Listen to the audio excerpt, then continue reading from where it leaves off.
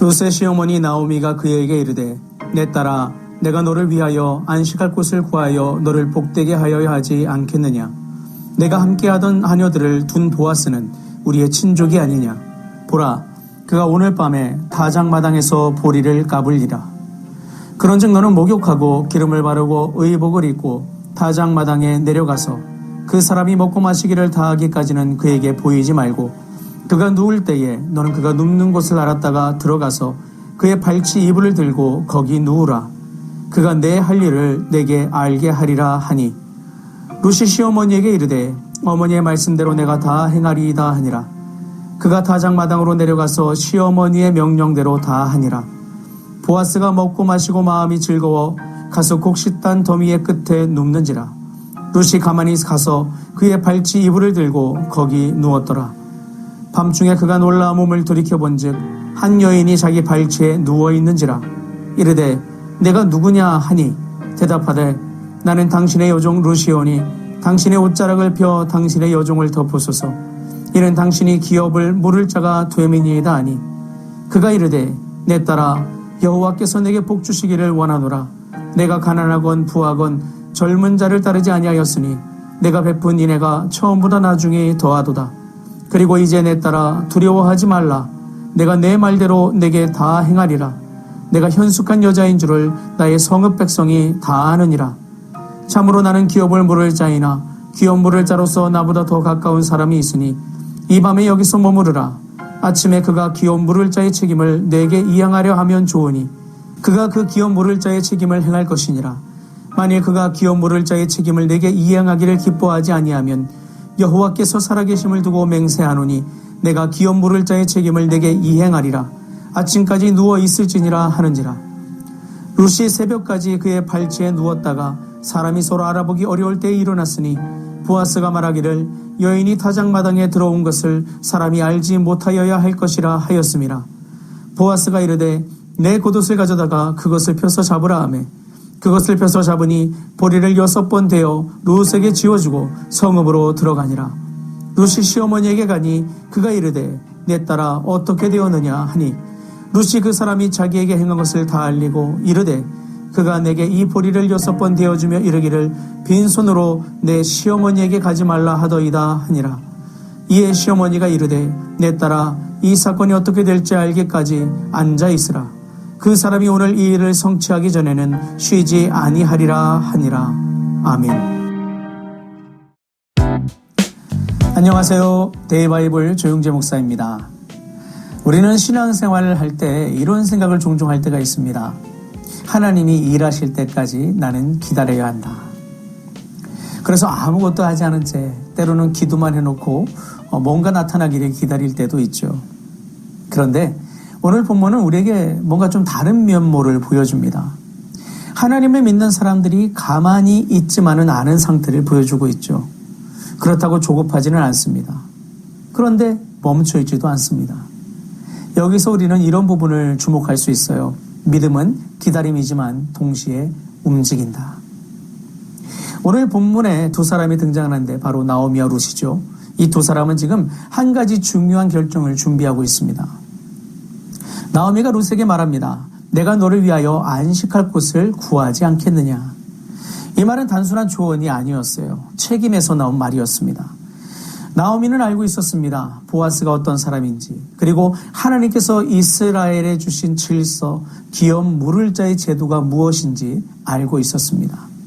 그리고 그 현실 속에서 가장 지혜로운 길을 생각하죠. 믿음은 막연한 것이 아닙니다. 믿음은 생각하고 준비하고 계획합니다. 그러나 또 중요한 사실이 있죠. 바로 나오미가 계획하기 전에 하나님이 이미 준비하고 계셨다는 사실입니다. 보아스를 만나게 하신 분도 하나님이시고 이 상황을 여기까지 이끄신 분도 하나님이십니다. 우리 인생도 마찬가지죠. 우리가 하나님을 찾기 전에 하나님이 먼저 우리를 위한 길을 준비하셨다. 이것이 성경에서 말하는 진리입니다. 자, 이제 룻의 차례죠. 룻이 말합니다. 어머니의 말씀대로 하겠습니다. 그리고 실제로 움직입니다. 밤에 타작마당으로 가고 보아스의 발치에 누웠습니다. 여기서 우리는 이 장면을 조금 더 깊이 이해할 필요가 있습니다. 당시 타작마당은 수확한 곡식을 지키기 위해서 주인이 밤에 머무는 공간이었습니다. 즉 룻이 보아스를 만날 수 있는 현실적인 장소였다는 것이죠. 하지만 동시에 문제도 있었습니다. 여인이 밤에 남자를 찾아간다. 이건 충분히 오해 살 수 있는 그런 상황이죠. 그래서 보아스가 이렇게 말합니다. 사람들이 알지 못하게 하라. 그런데 이 말은 책망이 아니었어요. 네가 잘못했다 그게 아니라 이 상황이 왜곡되면 너에게 치명적이다라는 보호적 배려였습니다. 그렇다면 여기서 질문이 하나 생깁니다. 이렇게 오해받을 수 있는 행동인데 왜 보아스는 룻을 현숙한 여인이라고 말했을까요? 그 이유는 이렇습니다. 보아스는 행동의 겉모습이 아니라 그 안에 있는 동기와 방향을 보았기 때문입니다. 보아스는 이렇게 말했습니다. 네가 젊은 남자를 따라가지 않았다. 이 말의 의미는 룻이 자기 욕망을 따라 움직인 것이 아니라 언약적 책임 그리고 가문의 회복을 선택했다는 뜻입니다. 이 행동은 유혹이 아니었어요. 언약 공동체 안에서 책임을 요청하는 행동이었고 동시에 시어머니 나오미를 위한 희생적 결단이었습니다. 보아스는 나이가 많았던 사람이었거든요. 그래서 보아스는 이것을 헤세드, 인애의 연장선으로 본 것입니다. 그래서 우리는 여기서 복음을 볼 수 있습니다. 룻은 모압 여인입니다. 자격 없는 이방인입니다. 그런데 그가 한 일은 단 하나였습니다. 나아간 것입니다.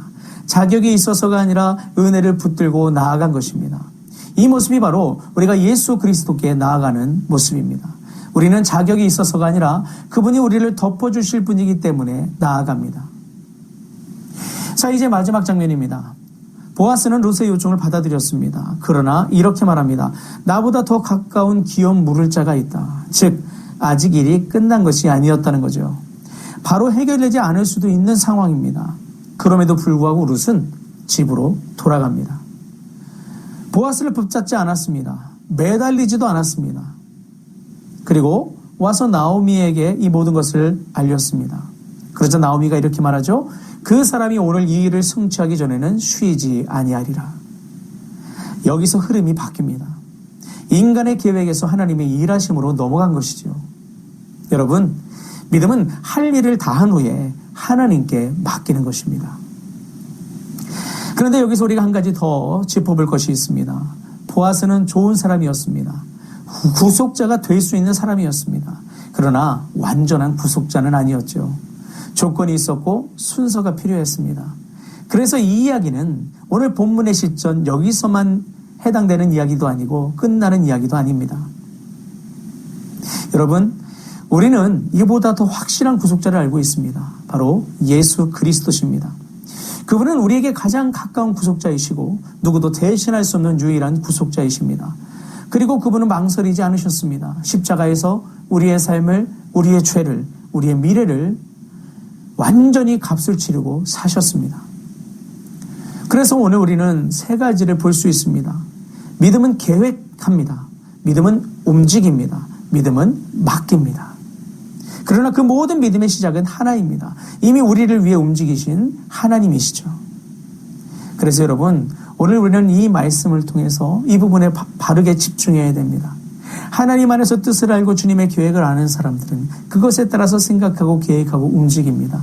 그러나 그렇다고 선을 넘지 않습니다. 하나님께서 일하시니 하나님께 결과를 내어 맡기고 오늘 내가 머무를 자리 나아갈 길로 나설 뿐입니다.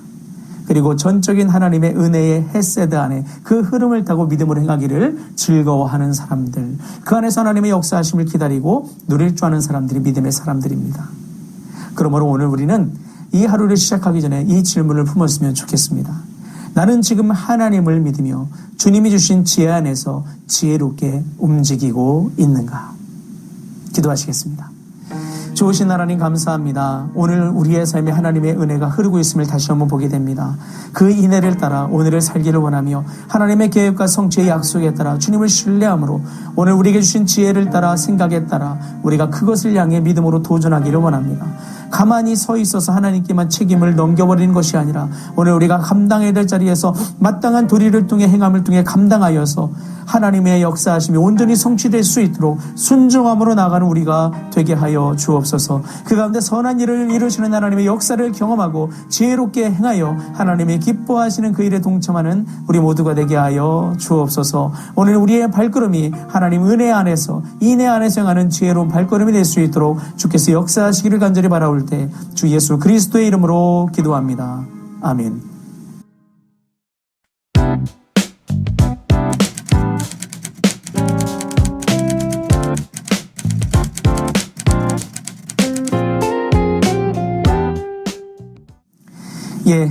오늘도 하나님의 인애 안에서 지혜로운 발걸음을 뗄 수 있는 여러분과 제가 될 수 있기를 주님의 이름으로 축원합니다.